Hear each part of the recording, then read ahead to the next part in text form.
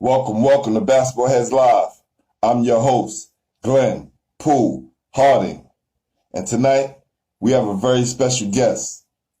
This basketball head is the commissioner of the New York Scholastic Athletic Association. He started out as the athletic director at the Allen Christian School of Jamaica, Queens, then transformed into commissioner, and the N.Y.S.A.A. was born. In 2003, the N.Y.S.A.A. was created to give students an opportunity to compete for their school. In 2005, the league would receive notoriety in the January New York Times for its presence in New York City basketball. If it were not for this league, hundreds of students would not have the opportunity to be a part of an activity that is positive to their growth and offers a conduit for coaches and teachers to teach skills that would impact their lives. I know this firsthand because after winning the prestigious Long Island IPPSAL championship in 2013 and 14, the league was dissolved and we were without a league. That is when this basketball head came to the rescue. Help me welcome to the show, Commissioner of the NYSAA Sports, Dwayne Cumberbatch. Y'all ready?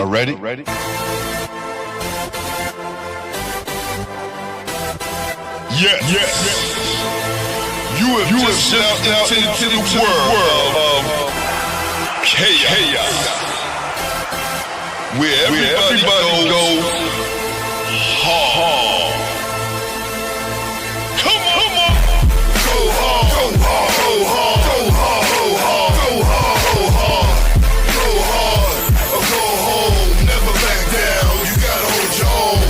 Go hard. Go hard. Go hard. Go hard. Go hard. Go hard. Go hard. East Coast. Go hard. West Coast. Go hard. Midwest. Go hard. Dirty. Hurry up, everybody. Get online, buy your tickets, cause the game about to start. What's going on, Glenn? How you feeling, man? I'm doing well, man. I'm doing well. Yo, bro, I gotta tell you first, man. I'm so proud of you, man. You doing something so amazing. I was telling a friend of mine, I've known you all these years, and I didn't know your history was so deep. So I've been listening over these years, over the months. I'm like, this dude know Big Daddy Kane. He done been hooping with the top hoopers. I'm like, I had no idea. Yeah, man. I lived a lot of lives, man. I know. And it's because of basketball. You know, I think once I got introduced to the world of basketball and became part of the New York City Brotherhood, a lot of doors are opened up for me. Yeah. Definitely, brother. I appreciate the opportunity, and I'm ready. I'm excited. No doubt, man. Listen, man. Like what we say, man. One hand wash the other. You know what I'm saying? Definitely. And for the simple fact, man, that you've been there for us for a very long time, D. Especially in our time when we was just getting our basketball program up and running, and to do well in that last league, to have it dissolved after we win it. Yeah.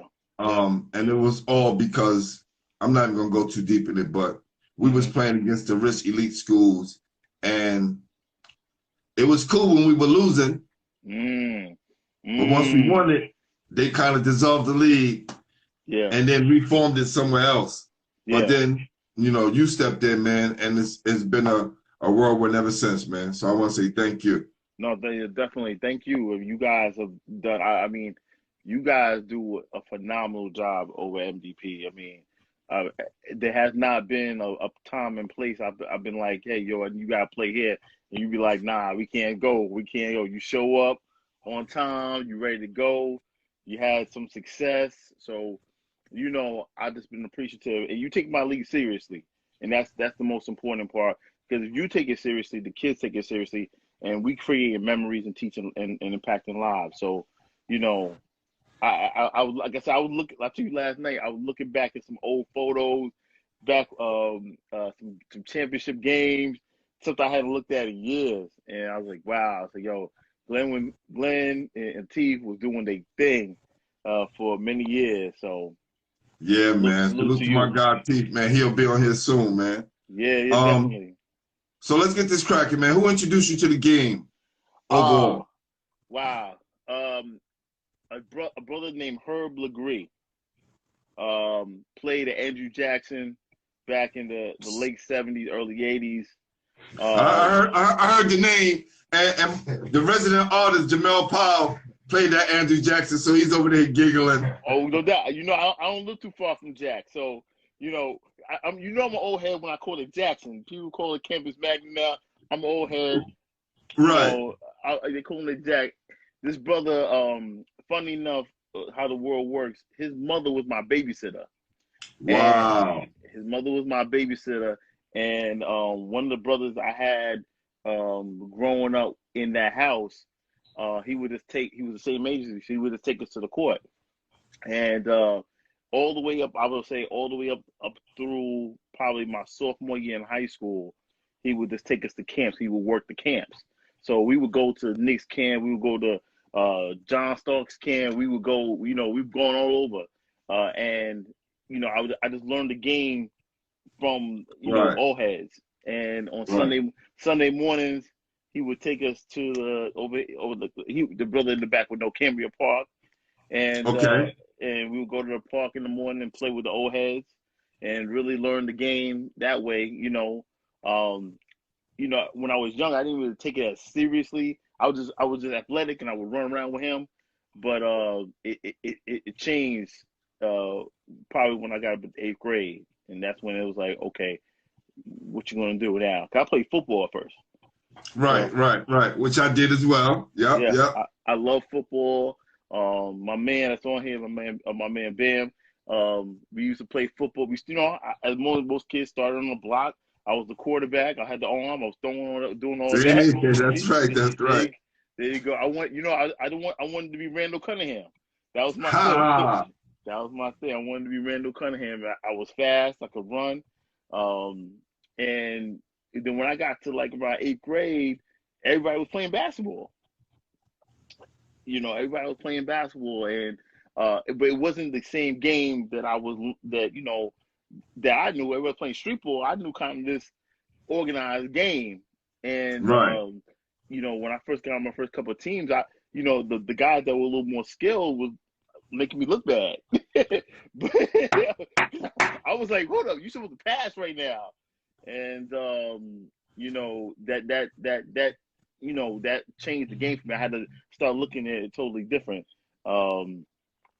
But yeah, that was when the game changed, like 8th grade, the game changed, and I went to Allen. You know, where I met you at. I went to Allen. Yes. And my man, I think Kev is on here too. Shout out to what up, yo? What up, Kev? Long time, my brother. Yes.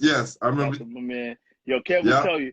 Kev would tell you he was, you know, obviously he was one of the better ball players at Allen with us. Could do it all. But everybody in our class played basketball. You know what I'm saying? So it was like there was nothing else to do but play ball. You know, and when you guys went to Allen, did you guys have a team? So we had a team our senior year. It wasn't what eventually, you know, we created in the league, and it wasn't that. But you know, we had a team. We had some. You know, we played like one other school. It wasn't like organized as it is now, and the focus is on development and whatnot done. It wasn't on that. But it definitely was. It was something for us to do. It should have been that because we had the talent. But just wasn't no one there to organize it like we did when while I was there working. Yeah. Okay, so tell me about some of the people who's influenced you in your life.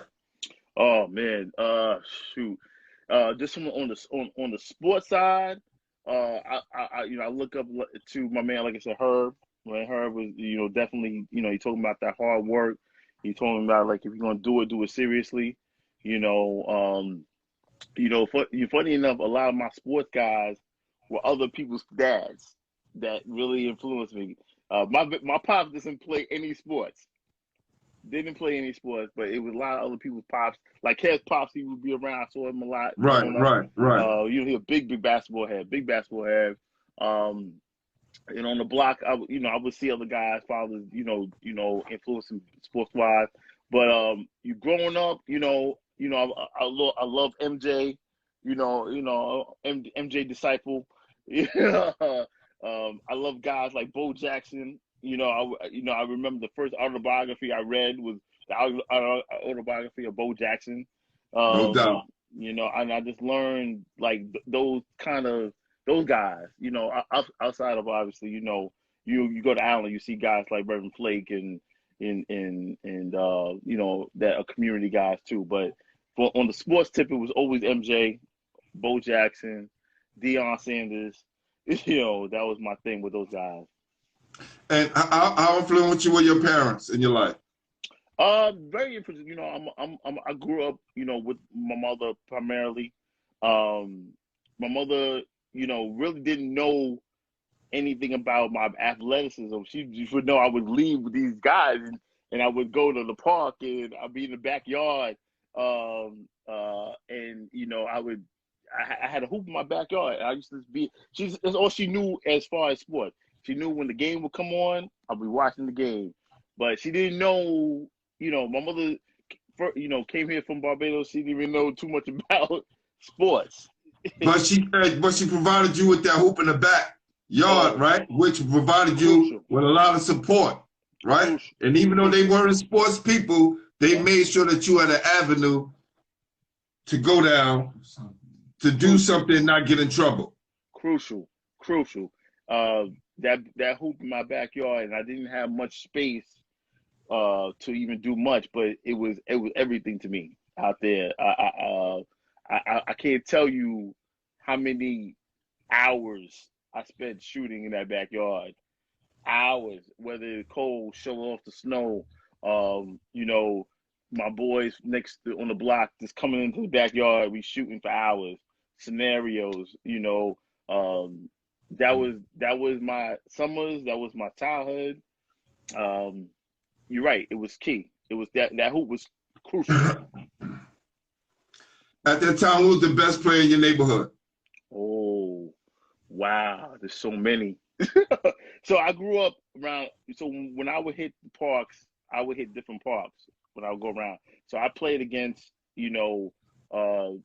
Ira Miller, Lamar Odom, even if you want to even take it there, Shamika Holsquare over at Lincoln Park. She was out there bowling with the guys, huh? She was out there hooping with the guys, definitely. And she was no joke. I would go sometimes, even when I go into Flushing, you see a girl named Nisha Butler, who ended up being like one of the top scorers in New York City. Yes. But in my neighborhood, I had, I grew up at a time where there wasn't a whole lot of AAU programs. If you were a varsity player, you got your 100 varsity games in the park. So that's right. Yeah. So everybody I played against in high school growing up, everybody was a varsity player. So we would be at the park from sun up to sundown. I mean, hooping. There would be so many different guys. You'd be like, where you go? I go to Van Buren, or I go to this school. I go to Cross. Or I go to, it was crazy, crazy. So you went to Allen junior high school and high school? No, at just junior high school up to 8th grade. And then I went to high school in Maspeth at Martin Luther. Oh, okay, Martin Luther. Okay. All right. Hold on for a second. Go see what it is. Please. I think it's probably my boy. Just, somebody's knocking at the door. Had to my guy. All right. So, you went to Martin Luther King? No, Martin Luther Lutheran. This is in Maspeth, a private school. In Maspeth. Got you. You probably know the dude that ran that school. He ran the PSAA league. He had Cathedral Prep. It had Adelphi Prep. It had a lot of those little private schools in like Astoria and parts of Manhattan. Real school. You probably drove past them a million times. You know where. And never knew, right? And never knew. Never knew. Okay, all right. If you're on the Long Island Expressway, you drive past it all the time. You know, How was your high school years? it was the best thing for me as far as it being an athlete. School never always came easy to me. I never had a problem with school. I never had a problem putting the two together with, the pay, to be a student athlete. I never had the problem with that. Right. But as far as and I keep it. One thing I always, and I'm sure we'll get into it.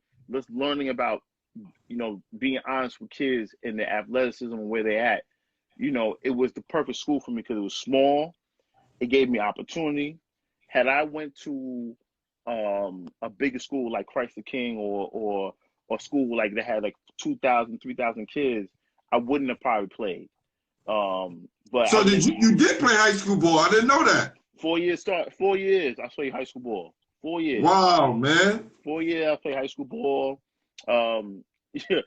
Funny enough, that the first year I go into high school as a freshman, one of the taller freshmen at this time. That says a whole lot of the school, right? Yeah. Wow. You were like the Kareem of high school. Right. I'm like five. I'm probably like 5'9" at this point, and right. I didn't grow much after that, so I had to change my position because they played me as basically a center. But from my man Herb, I learned I learned how to do everything. He never taught me just a position. He taught you how to be a ball player. Correct. So, my athleticism, I was fast. I ran track in high school too. So, you learn the game from that perspective, but I love to shoot.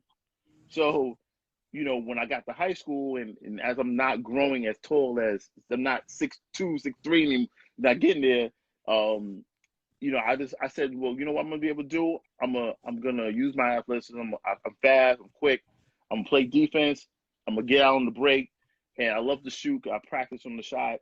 I'm gonna knock down open shots, and I survived my high school career just through that. Hey, listen, some people don't even get through that. Okay, some guys make it 1, 2 years. Some guys get to play their last year. So look, you get to play 4 years, man. Salute to you. Thank you. Yeah, man. I had some good coaches while I was there. I met some guys that really, taught the game from that level. But I'll be honest with you, I had guys on that team that were just way better than me. That went on to play, some D1, low D1, some D2 ball. So name some of those guys who was on your team. Oh man, this guy, the guy that stands out right away is this guy named Moses Marcus. Moses was about, you think of Karl Malone in high school, and this guy was big. He could jump. He had the moves. He had the footwork, and he came in a year behind me. He ended up playing at Malloy, I believe, and then and had a shot to go overseas. He was brolic, man. There's muscles everywhere, and this guy could just turn on a dime at 6'5" and probably 260. He was huge. He was big guy. But he could turn. He was nimble. There's some big guys they could just move fast and agile. Right. And he was big like that. He was this other guy named Eddie Pavard, ended up going to Western Kentucky. He was phenomenal. I would see Eddie give a lot of those private schools 40. You know what I'm saying? But what it was is that there was a group of us that traveled out to N.Y.S.A.A from Jamaica, and we would all be on the train together, and we play ball together on this side, and we would when we didn't have a game, we would travel to different courts. We would go into Brooklyn. We would take our team. Tell me the park in Brooklyn. Right there with that 8 ball. Right there. Okay, 258. Yeah. We're going out there. The park. What's that park right there behind Broadway Junction? Yeah, I know you're talking about. Yeah. Kelly. Yeah. I think that's what it is. We would just do that. We would just start. Then we would go into Flushing, and we just would take our team and go. And some days you had to fight your way out the parks. That's Brooklyn for you. One way. You know how it is. They got the cut, the circle in the gate, and when they stand in front of that circle, y'all better not lose this game. That's right. You know, Or beat someone really bad. oh man, but you know what it is though. At that time in basketball, if you really had game, your game spoke for itself. They respected that, and you know what I'm saying. They wasn't trying to. If it pop off, it pop off, but it's not. It wasn't a situation of damn, he's not good and he's talking. Nah, oh he's good. Let me, I respect that. Good luck and we out. Get on that train and get out of there. Hey, listen, I'm gonna tell you a story, right? 1991, came home for the summer, played some ball around the way, called some of my college guys that played at different schools and some high school guys that was about to come out. Mm-hmm. To come out and play. So we out there playing at 21 Park, and a guy who will become a good friend of mine and someone I would make music with later on, but I didn't know him then. He had 5 guys pick next, and we was like, y'all don't really think y'all want to play because we all ball players. Yeah, like right. They still want to play, the street dudes. So we started playing, and they wanted to play to like 21. We like, yo, we playing to 11. Like, we're not playing to 21. Right. And your guys are street dudes. So it's going to start calling, and you know how that go. All right? day. Mm-hmm. Foul. Call thousands of fouls. Mm-hmm.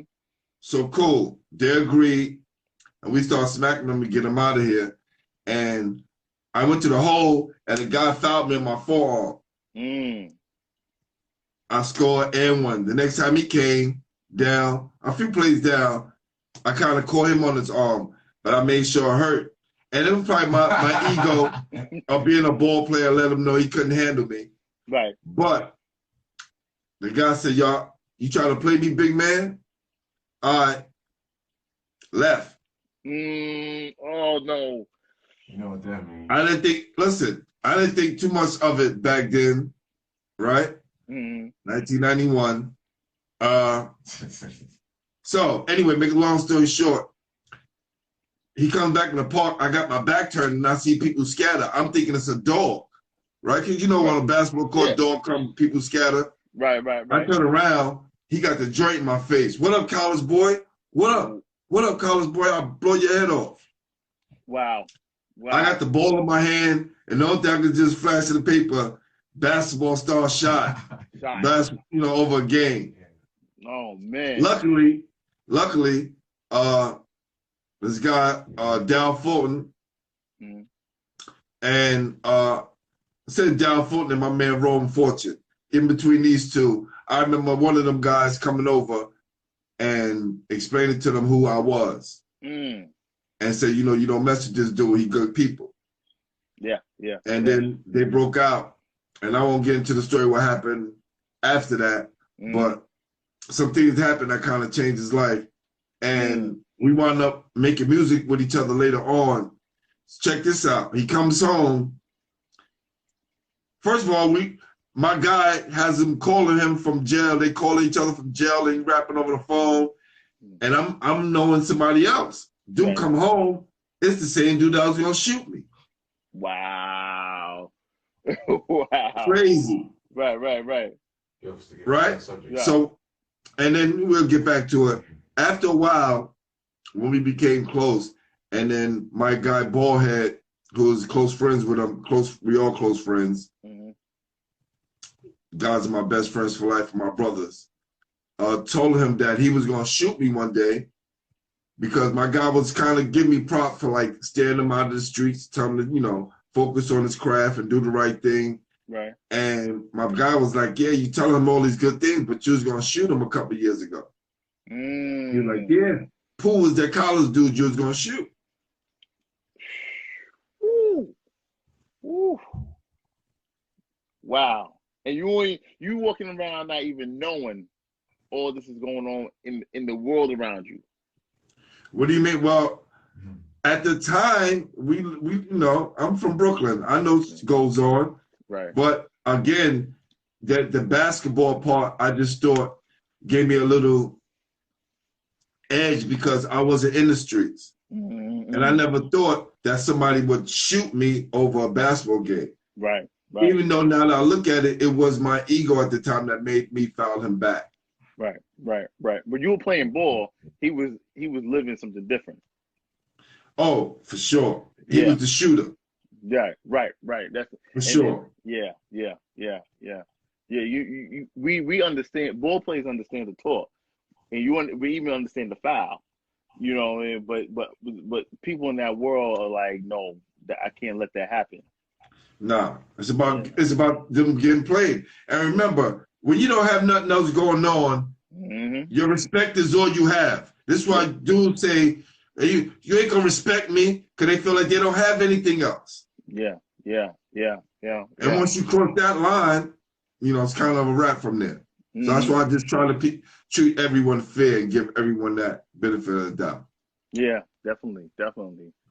So, No, go ahead, continue. No, I was saying, you know, I've definitely have been on in those situations multiple times, from as a mentor saying, yo, you don't need to do that, and as a coach saying to people, yo, you gotta don't let him get in your head, because what is happening is his lesser talent is making him feel inferior to you right now. So you just gotta keep playing, and you know it happens a lot, man. That happens a lot. But yeah. No, I like the mentor talk, because you know that's what we do all day at Martin de Porres. How important, is it for you to be a mentor in these young guys' lives? Oh man, it is. Glenn,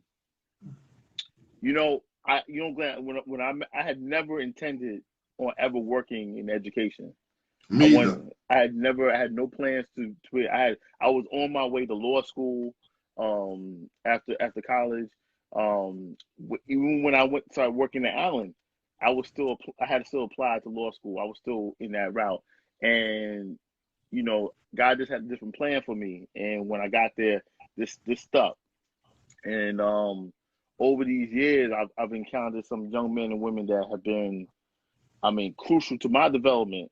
Even as I tried to drop the little jewels on them as I could see where they're going. Because I had somebody always saying something to me, you know, whether it be, like I said, a guy on the court, older dude, you know, there was always somebody there to say something.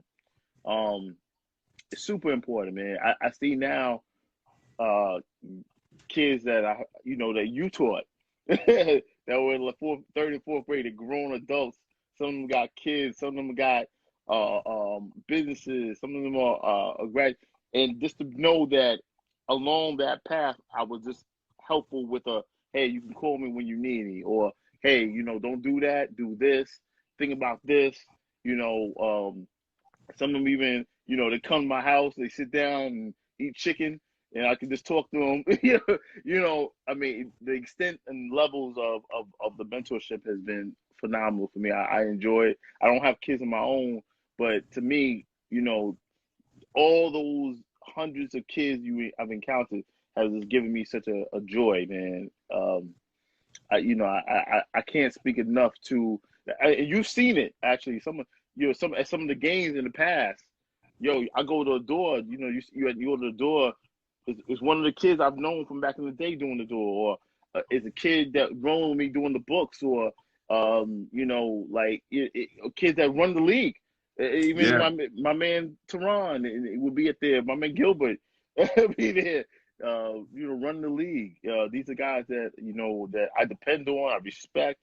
And when they say they're gonna do something, they do it. And that's because of that mentor relationship we've had and grown with.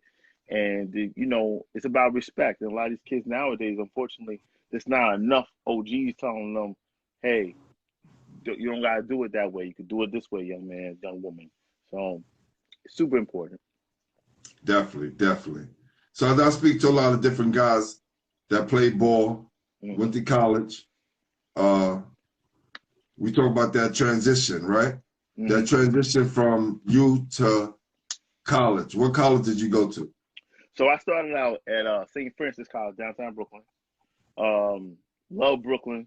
I'm a Queens guy, but I tell you, I moonlight in Brooklyn. I moonlight in Brooklyn. So I actually went there on a track scholarship. Okay.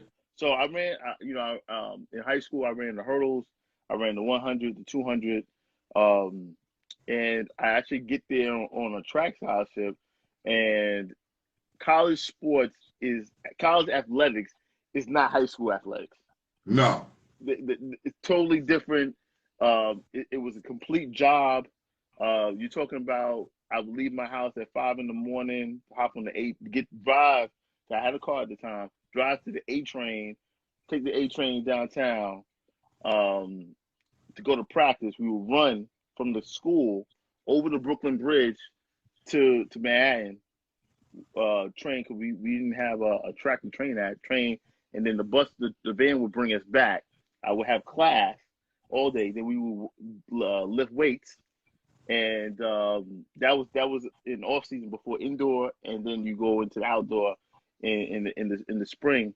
And bro, it was a job. No one saw me. Nobody. Yeah, I didn't really, it was work,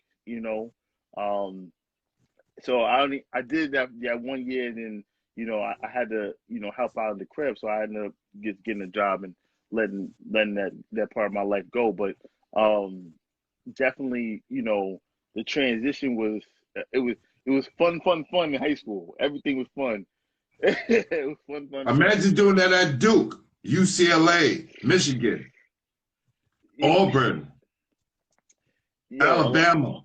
A lot of these young men, all they think about is D1. They think about college as far as that's concerned, and that's what you should be. Your goal should be that. But when you're talking about, like you said, playing at Duke, and there's millions of dollars on the line in the program, and you don't feel like getting out of bed this morning. They looking at you. I remember when I ended up finishing up at Hofstra, and that's when Speedy Claxton was there, Norm Richardson, my man Norm, great ball players that really put Hofstra on the map. And yeah, my guy Mark Petit was on that team as well. Mark Petit, yes. Remember, yo, you would see them dudes in the rec center working out after practice. You know what I mean? You would see dudes like that just on campus, like, yo, where you going? Oh, no, I got practice at 6 a.m. We at 6 a.m. practice. I ain't seeing you no more. So, a lot of these kids, I try to tell them, like, when you think about college, you gotta be serious about it. It's a commitment, and the coaches ain't trying to hear, oh, yo, I was slept, or it just wasn't, I didn't feel well this morning. So no, what? Yeah, they ain't flying. Nah. So how was your transition from college and into the real world? So initially, when I got out of college, I was, I guess I was still trying to figure out if I'm gonna go to law school, and I ended up running into Miss Morant, which was yes, Miss Morant. Yes, beautiful woman. Yes, beautiful woman. They don't make them like her no more. No. They don't make them like her no more. Miss Morant, ironically, a little bit of history. She was my very first teacher, like, in life. So, like, when I went, my mother dropped me off at Allen at the door. She was the first person to ever greet me. And I ran into after church one day, and she was like, "Yo, just come down, fill out some paperwork." And I was like, "For what?" And she said, "We looking for substitute teachers." And ended up after a year of doing little odd jobs and little marketing jobs, I got this college degree, and I'm like, what do I do next? And I ended up at the school, and I don't think I've gone to any other real. It changed. That was the fork in the road that changed my life. So from being at Allen and finding a niche, and I never taught a class. I've never been in the class. I've never been around kids, and I was like, wow, I really like this. This is something different. And because of that, because of my working at Allen, I was able to start my nonprofit. That was the catalyst that was like, okay, you could do this now. And I worked at Allen for 9 years before we closed. So when I met you at that time, you was just getting into school, right? How long have you been in Allen when I first met you? Bro, when I met you at Allen, I probably had literally been out of college a year, if not even a full year. Yeah, you know what I'm saying? And let me tell you, you one of the few brothers. We don't see a lot of men in in elementary education. You know what I'm saying?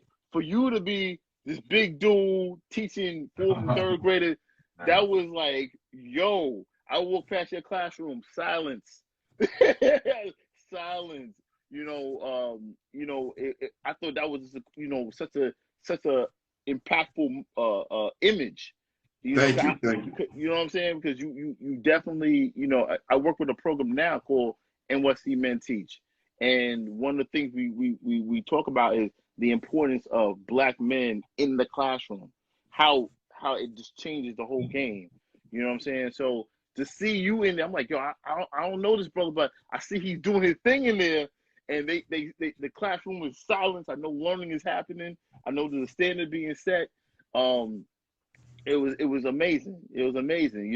I at that time, you were working there, Kev was working there, Mr. McClendon, who I knew from back in the day. Yes. Yeah. Mr. McClendon was there. It was Mr. Outlaw. Later on, my man Gio, who me and Kevin graduated with, started working. So it was always these men around, which I thought was super important. And it was great to see, when I met you, we clicked. So No doubt. Definitely, but I didn't know all I know now. I try to departmentalize things and keep my job, because sometimes, I meet a whole bunch of people, especially from the different lives that I walk. People like to chatter and like to, I did this, I did that, and I just be sitting back like, okay. Yeah, no, bro. So until I really, feel comfortable in telling people my story, that's when I really open up. No, definitely. It was just. I remember, and this, I want to go to. I know you got questions. I remember. I think one of the first things I kind of organized at the school, and me, you, and Kev, and some other people played in a charity game, in a little PTA game. Yes, and I'm watching you play, and I'm like, oh, this brother can play. I know Kev can play. I haven't been around Kev my whole life, so I know Kev can play. But I'm looking at you, I'm like, he bring the ball up, he's smooth with it, he's holding it. I'm like, okay, this is different. And the kids are just loving the fact that, you're looking like a superhero to them at this point. You know what I'm saying? So it always gives you that extra when you gotta talk to them and you mentor them. You're like, yeah, I did that already. Right. So it's amazing, bro. Thank you, man. I appreciate it. What happened to Allen Christian? They closed. Thank you to Reverend Flake and Reverend Lane. Just the signs of the time. We couldn't financially keep up. The building's still blessed. They right now it's Eagle Academy, Southeast Queens. Yes. Yeah. And they're still doing a lot of great work in the building. We still, I run, as you know, part of the league is still there. Because Eagles are part of the league. Their JV high school and their middle school teams. So we're still in the building, still doing a lot of great things over there. But it's a lot different. Allen is only going to be one Allen. So, Definitely. So what made you create NYSAA Sports? So the political story is real quick. So we do an event in the school. I literally started by calling schools out the yellow pages, and that was some of the kids on there was like, the yellow page, what's that? I literally called schools out the yellow page. It was 3 schools and we played a couple games at Allen. And I said, you know what? There were some kids that worked the table, and a parent said to me, you know, if you made a nonprofit, you could get money to pay those kids. And I'll be honest with you, at this point, I knew nothing about running leagues. I knew nothing about running programs. I didn't know anything of the, you know, as a player, when you show up, when it's your Right, time, and play. you play and you leave. That's it. I didn't know how to start, what it took. All I knew was I say, hey, I got these kids I want to pay. So let me create this thing called a nonprofit. I didn't even know what a nonprofit was. I had never started a business. And I got some, so, you know, after that school year was over, I started doing my research. And, you know, before then, at the games, I would call my friends and they would come down and just, you know, ref games haphazardly. I mean, I had one guy even that would come down. He was on his phone roughing the game. It was all kind of coolery and buffoonery, right? And then I met this gentleman, my man, Andre. Why am I thinking Andre's last name right now? Man, you see him 100 times. Bullhead ref, Andre. Oh man, I'm forgetting his name right now. He's gonna kill me. All right, we're gonna stick with Andre at the moment. Yeah, he gonna kill me when I met Andre at a fundraiser we had to do for Allen. And Andre is a top level PSAL official, does college as well. And Drake comes to me, he said, and we talk about, I know exactly what you're talking about. Drake says to me, if you want people to take your league seriously, you have to have official refs. So he introduces me to a gentleman by the name of Clinton Long, who would go on to be my mentor in this thing called organized basketball. I met this gentleman, and Glenn, I tell you, no, I've never met a man like him. I'm talking about a dude who is so disciplined. And I'm a grown man. I'm a young man at this point, but I'm grown, and I'm like, okay, I'm gonna listen to him because he's done this obviously, but he was just so, he kept me so he gave me a focus that I didn't have before going, because he knew what I was trying to step into. I didn't know, and so he taught me. He gave me some set of rules. He told me why this rule needs to be in place and that rule needs to be in place. And if you're gonna create something that is called a league, you have to have rules. You have to have referees. You have these things, and that's how you're gonna create. People are gonna respect you, and how you're gonna have impact. And from there, we started with about 4 or 5 schools the first year, and then we expanded the second year, and I you know, we have schools in the other side of Queens, schools coming from Manhattan. We're all only middle school at this point, and in the process of that time, I created the nonprofit Alpha Two Omega Youth Services, and that was the parent company, and it still is the parent company to the N.Y.S.A.A, the New York Scholastic Athletic League. So the kids were working at this time. You know, I got the kids doing. We had neutral sites, so you know everybody. You remember everybody would come to Allen on a Friday night, which was the hottest ticket in town. Oh man, packed gym Friday night Allen, which was phenomenal, man. I mean, you talking about giving young people somewhere to go safe every Friday, Saturday, without question.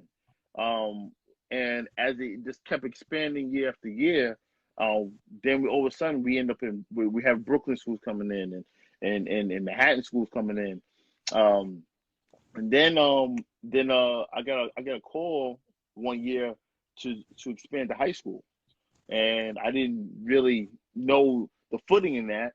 And but you know, I reached back out, and we started doing high school back in like 2009, I want to say, and it's been what you see ever since then. Some changes and some growth. A lot of good ball players that came through this league, you know, that we would have not known about them, you know.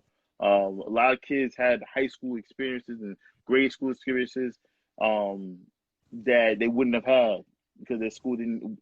A lot of schools were forced to create teams because they were like, hey, you know, we want something for the kids to do, and yeah, I'm thankful, man. Like just to see, like, you know, I've had a hand in New York City history and a hand in a lot of these kids' lives. Just opening the door, man. I tell you, Glenn, Friday night at Allen was amazing. Oh, yo, trust me, I know. That's what made it fun. And for my kids, and I just want to know, well, my kids, my school, were we the only special ed high school in the league? Only one. And guess what? If you had not just said that, no one would have ever known. No one. Because Yeah. I give all props to our kids. We have some great kids that played in our teams during the years and some memorable moments as well. And that's what I'm saying. You gave us the opportunity. And even when we was in the last league, my kids was just the same, you know, just a different group. And no matter what we take them, but the fact that you gave us opportunity, and I would tell people, you know, especially with our later year groups in your league, you couldn't tell until the fourth quarter when this had to count. You know what I'm saying? That we would just fall apart. We would play to the tough to the end. It'll be, and then except the innovation game. Ooh, I was wondering if you were going to bring that up. I knew they set us up to fight so they could throw a couple of our guys out, get a couple of our guys out of the game so they can have an advantage. And that was the turning point because our kids went somewhere else, right? Mm-hmm. But here's the thing. I remember that day like it was yesterday. First of all, the energy in that building that day was at a high level. And I ain't gonna say no names. It was packing there. I'm not gonna say no names. There was a very popular female actress in the building because her daughter played at Innovation. Okay. And I don't know her mental state, but even she had to be restrained in that day. So I just say, like, the level of the energy that was in that building that day was crazy, and the game was so tight. If nothing would have happened and some college scouts was at that game and that game was able to finish the way it's supposed to finish, yes, it definitely, or someone from like the Daily News or Newsday, even though, you know, you guys were known, that game and the magnitude and the amount of players that was on the court at that one time. Yes. Was crazy. Yeah. I mean, but then I see my guy Cass is on here. They won the junior high school championship. So the JV championship. Definitely. They did. They got themselves a title. But you know, for you know, MDP was strong. I mean, I want to say probably for like a long, like at least 3 or 4 years, you was in the chip every year. Every year you was in the chip. 3 years in a row. We just came from being in the championship in another league and went 3 years in a row. It's crazy. And those guys were ball players. I mean, they were out there doing their thing and were strong and representing the school. I even remember the young man that went to Lincoln the year y'all beat y'all knocked off the #1 seed from the AC. And I used to always tell you, I said, yo, it's kids in our school that we don't let play because of discipline. Right. And kids that we kind of let go after 1 year, like Erlen Ramirez, who went off to Brooklyn Collegiate. And that next year, Jaheim went on to Lincoln. You know, so we was letting our kids, you know, fly Pelican fly to go to the next level. But that's where you guys, you know, you mentor and see that, hey, you know, you have an opportunity, you have a gift, you need to be cultivated in another environment, and that's beautiful, bro. Because when I run into those guys, I run into guys at the collegiate, and I ran into Jaheim, Jaheim. When I run to, they always remember MDP, and they represent MDP. I run into dudes in Harlem, and they're like, "Yo, I remember, yo, MDP." That's right. That's Yeah. right. So listen, now with that game and other games that followed, you started to put pressure on the PSAL.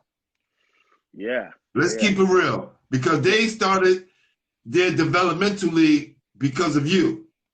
So it's myself, and there's another gentleman. I want to give him his credit. Another gentleman that started. He started. I want to say I fanned the fire. He started the flame. This guy up in the Bronx, but definitely the PSAL was like, yo, what's this guy doing over here with these small schools? And I believe I had a conversation. I think I had a conversation with you. That another coach, we won't say their name, kind of was mentioning my name in the league and what we were doing. And I'll be honest with you, man, when I heard it,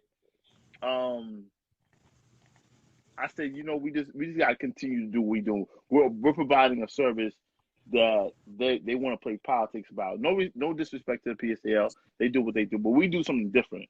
And what we do is we provide opportunity. There's no bottleneck. They should let those other schools, because look, at the end of the day, it's cool, right? But in your league, the kids will get the ultimate shine. Right? They wouldn't have to be like third and fourth and fifth tier to get, you know, some kind of recognition. They will be prime time. All the time. All the time.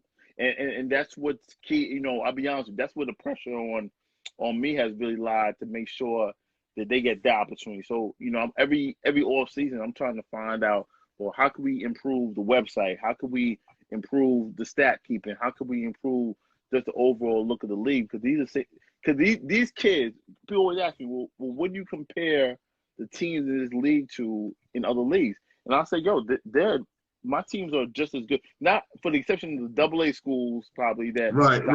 Obviously, it's a different talent level. AA, high level Catholic schools, different level. But if you wanna sit around and talk, let's talk about a couple of the A schools. Let's talk about, you know, some of the A schools in the Catholic league. My schools can compete with them. We beat some of the B schools. We beat some of the A schools. Being in the N.Y.S.A.A. Trust me. Yo, we here, and you know, I think it's, you know, a lot of the coaches that leave. I tell people, schools don't leave the league because they don't like the league. They leave because it's free to play in the PSAL. That's the only difference. It's free to play in the PSAL, and I get that. But what we provide is, like you said, yo, the students are front and center. You've experienced nights where the games are packed, wall to wall, people standing up on the wall. You can't get in. And it's ran well. That's just it. I appreciate that. A lot of work goes into this, you know, and I appreciate. But it's because you guys take it seriously. If the school did not take it seriously, if they didn't follow the rules, you know, that's, you know, that's where it goes left. Like I want to. A couple of years ago, when we were having issues with the referee, I was that really tore me to the core. I was like, yo, too much work goes into this, from everybody.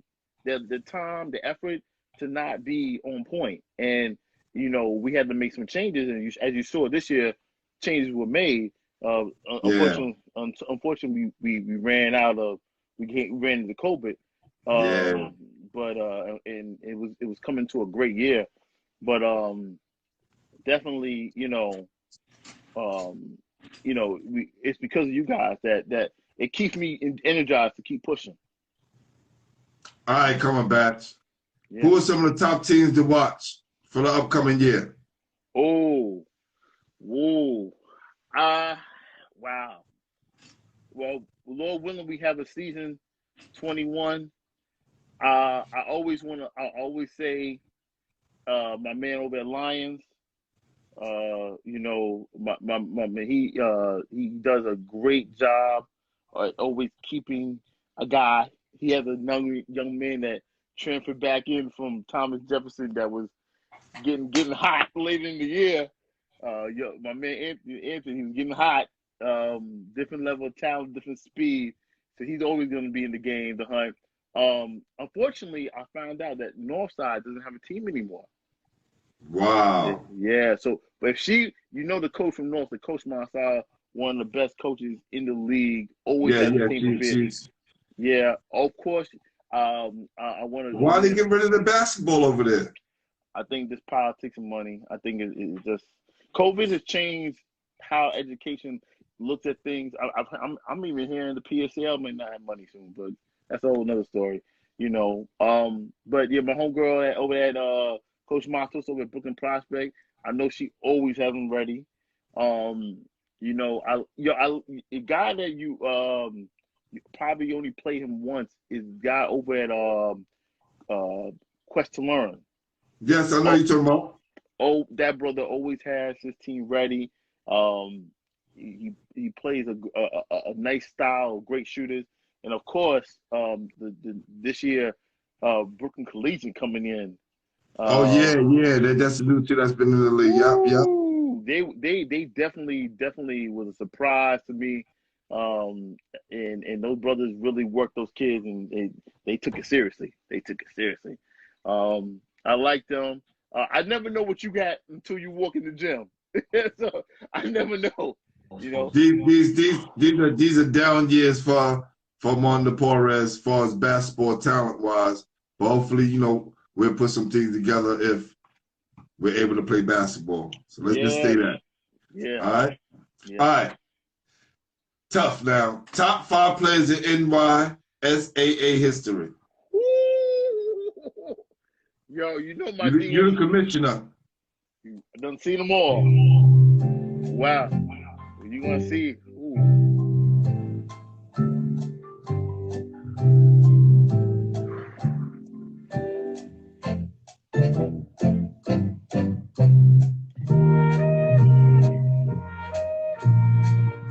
Whenever you're ready.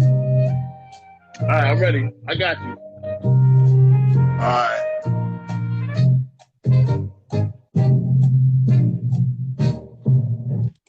All right.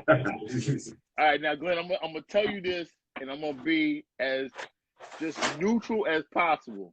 Go ahead, please, fam. Yes. This is the top 5 guys I've said are just different and have been in the league. They different. I'm gonna go back to a guy I knew, the guy that's on. I see him. He's still a young man here on baby number 3. Good young man, working hard. A guy named David McCann from Brooklyn. He played at ABCD. ABCD closed now. Played ABCD. He was 6'3", skinny guy, probably just about 150 pounds, but he could do it all. And he was one of the most accomplished players in the league at that time. Gotcha. I'll take him. I'm going to put him at the 2. At the best point guard that I know I'm probably going to forget somebody, but these are who go stuck into my mind right now. The best point guard I remember is, oh wow, I'm gonna come back to that. My big man, I'm gonna go with the kid from Brooklyn Latin. Tyler. Okay. Now, Tyler, 6'7", not much weight on him, but he was versatile, could move. I like him. I also would take. Wow, jeez, woo, there's so many levels, bro. Oh man. I would definitely take the kid from Unity this past year. Okay. I liked him. You know what? Let me take him. He's gonna be my 6th man. I mean, just give me. I gotta get a 6th man, bro. You talk about almost 15 years of basketball. Yeah, I got you. I'm gonna move to my 6th man. At point, who would I put at point? Wow, there's so many. I'm gonna put at point a kid that you probably wouldn't know. He's a little bit before you got in the league. There's a kid named Elijah Francis. He played at Brooklyn. No. I'm sorry. I'm not gonna take him.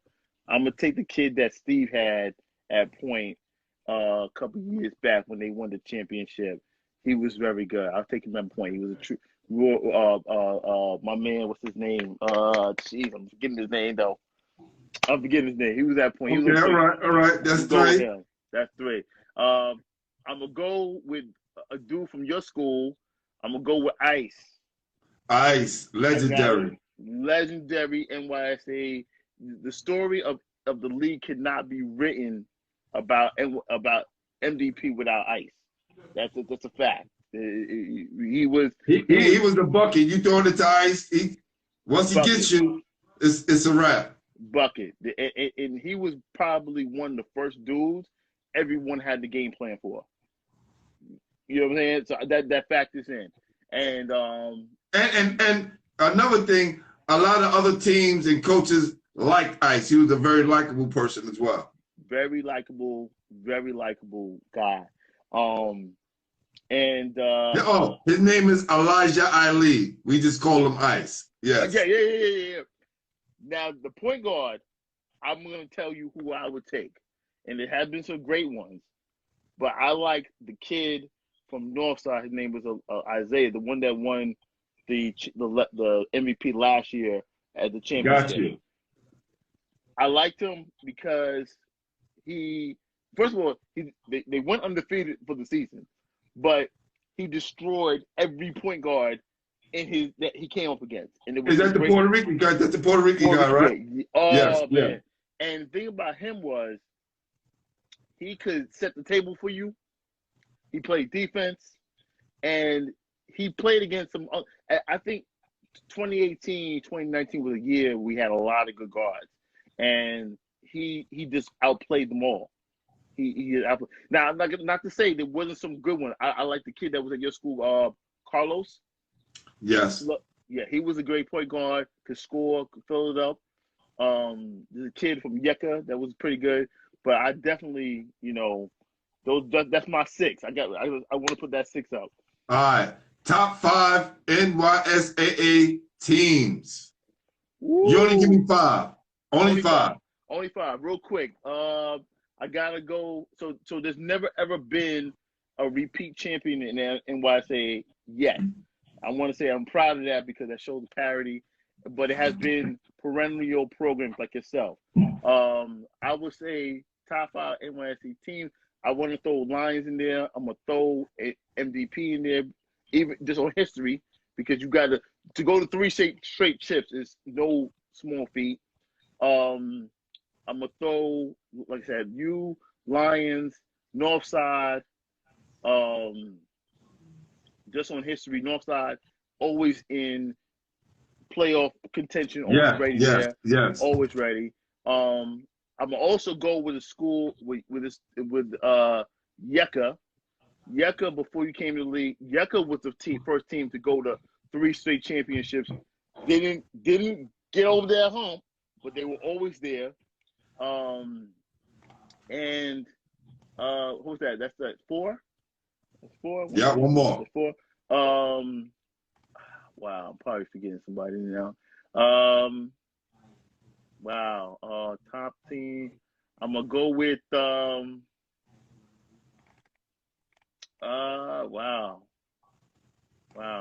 Oh man. That last team is tough. That last team is tough. I'm gonna probably say Brooklyn Prospect. Okay. I'm gonna say Brooklyn Prospect. They're always in contention, even for their JV. Their JV's won something like 4 championships already. Wow. Their varsity won 1, but they're always in contention.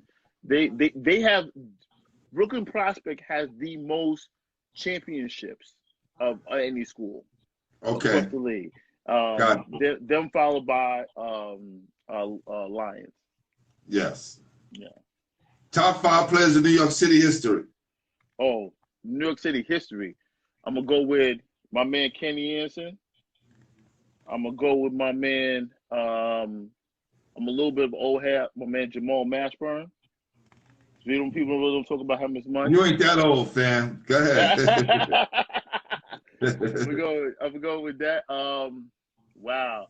I'm gonna give him his respect because he had those championships.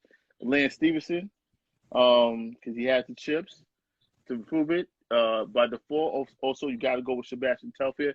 Of course, Stephon Marbury. Of course. Okay. Um, All my guys, all my Lincoln guys. I mean, yo, you listen. I'm about winning championships, bro. Don't tell me you was good and you had a good game. No, I'm talking about championship. I mean, there's so many in New York. I love you had Rod on here, Rod Strickland. I love Rod. I played, with Lamar. Lamar was amazing. Eric Barkley and Speed Clark, those guys. That's my generation. So Got you. I give him that. I give him that props, but that's mine. Coach Monto said you are old. Yo, I feel it. Here's the thing, Glenn. Most of the kids that I had when I first started working in education, all of them are either married or have kids. They're in their 30s. So You don't gotta remind me, bro. I already know. Shoot. Yep. All right, man. So, last question: what is your perception of New York City basketball in your eyes compared to how you saw it to where it is now? It's like a black and white cookie right now. So, one side of it is a lot of good that kids are learning the game more organized now. They're learning the game kind of in the structure that it's supposed to push them in the right direction. But I'm also very sad in that there's a lot of adults messing the game up for these kids. A lot of parent expectations are being fed, misleading them. There's a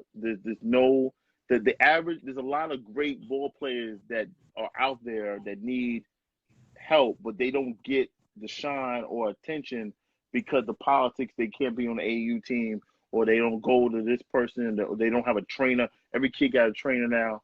All the kids ain't gonna make it, bro. Trust me. I was just having this conversation today. We was watching Kentucky play against Louisville or some big school, and I was just saying, look at all those guys who are on the bench, right? Bench. When those guys were signing a letter of intent to Kentucky, everybody in their neighborhood, their family thought they was making it to the NBA. Everyone.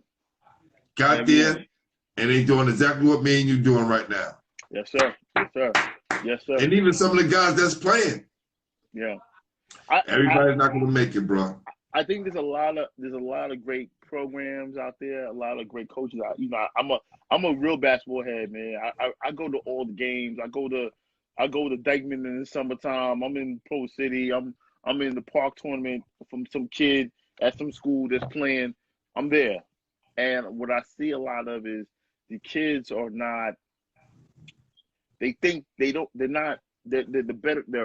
good athletes, but they're not learning the IQ of the game. They just they're just going right now, and unfortunately, when they hear D2 or D3, they turn their nose up at it. They're like, look at what LaMelo Ball's doing. Let this go on.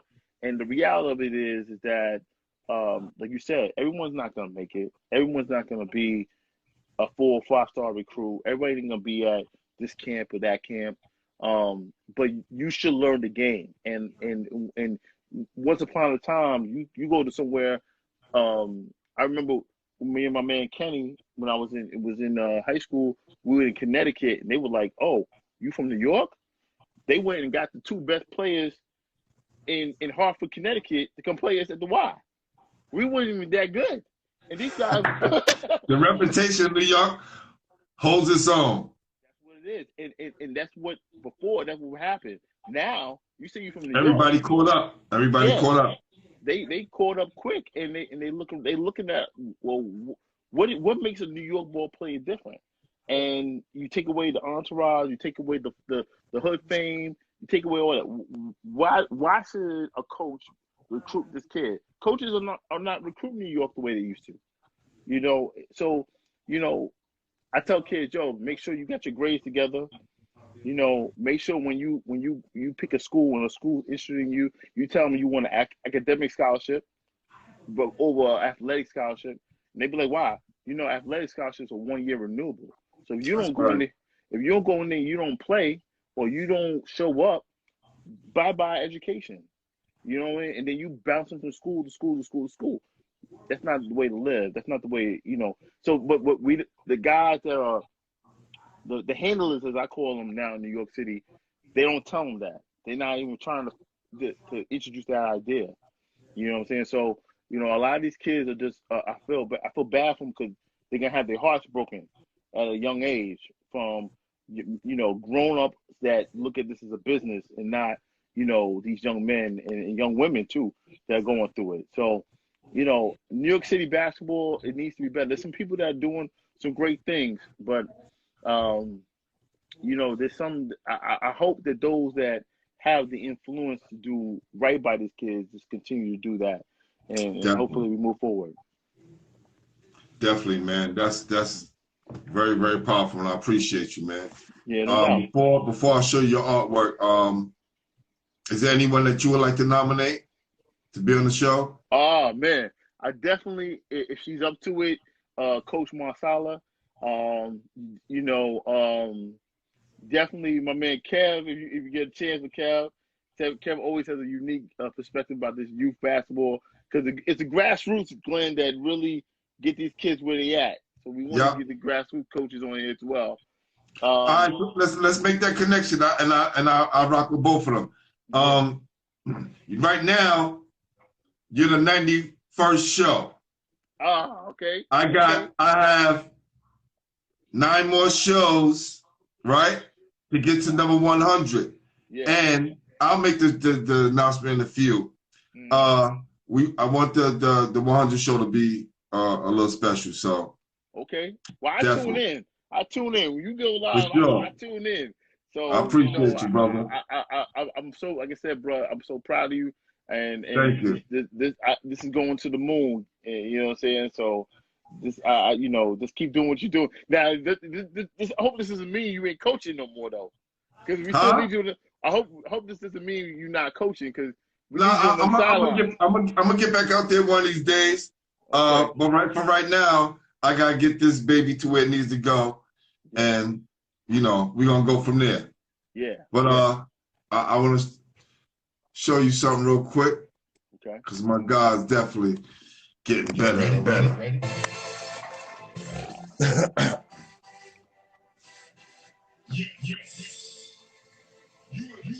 Oh wow! Recognize that? Yo, respect. Yo, respect. Oh, that's so hot. That's so hot. That is hot. That's what's up. That's what's up. Yo, I definitely got a link and get that from you, man. Definitely, fam. Oh wow. Respect. What's your man's name? I didn't get his name. Jamel Powell. Jamel Powell. Respect. Oh wow, that's amazing. Yeah, man. Yo, I'm definitely getting that. That's amazing. Wow. I'm honored. Don't worry about it, brother. That's what we do on Basketball Heads Live, man. And I just wanted to know, say thank you for doing what you do for all of us and for the kids, mainly for the kids, man. And brother, I'm proud of you, man. Thank you, bro. I appreciate you, man. No doubt. All right. No doubt. My man, Coach Cass, the head coach of the JV team, he's on here. He's saying what's up, Coach? What's up, Coach? Yeah. Sure. Yo, certain years I just love to see. I'm missing all of y'all. I can't. Just walking in the gym and just saying what's up. That's right. It's oh man. Oh, we gotta get back to it. No doubt, Coach. All right, now. All right, man. Appreciate you, Mr. Commissioner. Definitely. All right, now. All right. Yo, hit your people up and let them know. Oh, we'll do. I'm gonna get all right. Info. All right, bet.